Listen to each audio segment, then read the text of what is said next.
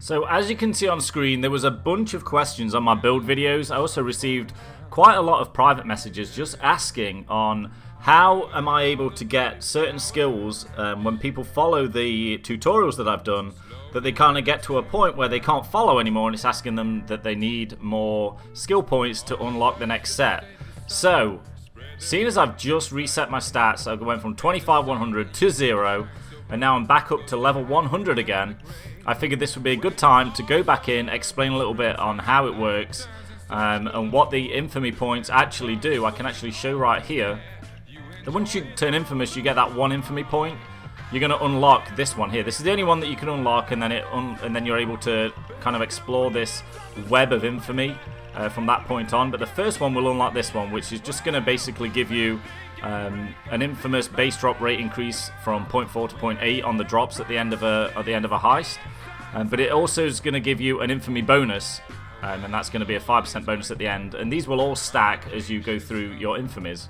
And also the cash cost for every skill that you buy is going to be reduced by 25% too. So it makes it a little bit easier every time you level up to level up more and get things quicker. So once you've spent this first point, then it will allow you with your second point, when you go second infamy, to use it on one of these 4 here. These are your only 4 choices come second infamy, because these are all tied by a line. So first one is here, second one is here. Now you choose this one based on what kind of playstyle that you want. The assassin set gives you a point reduction requirement in Ghost and Fugitive. This one here, the Slaughterhouse, is going to give it an Enforcer Fugitive. The set of the Ingenious is going to give it in Technician and Fugitive. And the Corrupted is going to give it in Mastermind and Fugitive. So you're always going to get that Fugitive reduction, but depending on what your playstyle is. So if you're more of a Mastermind guy, you like Inspire, then you would probably want to go for this one.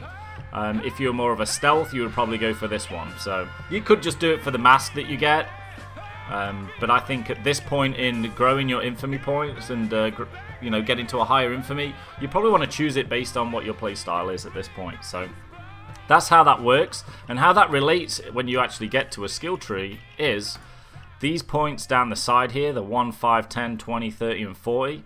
It is actually, this is where the amount of points you need to unlock this line of skills here. So if we're going to one where I don't really have a lot, say this one for instance, so you need to spend 5 points in order to go to the next skill tree. So we spent 3 here, now we can actually go into this skill tree, but in order to get to the next one, we need to spend 5. So obviously we've spent none in here.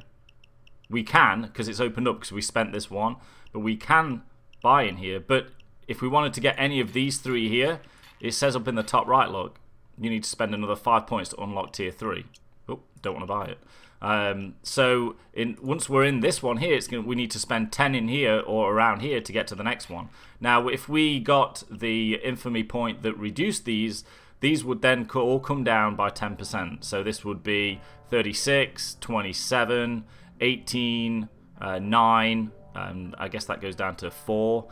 So it makes it a little bit easier to go up every time, and it also told us that it gives us a 25% reduction in the cost of these too. So one thing you'll notice when you go infamous and you start back with 0 cash, because for the first 5 infamies you carry no money over, is that buying these things are expensive. They are pretty expensive.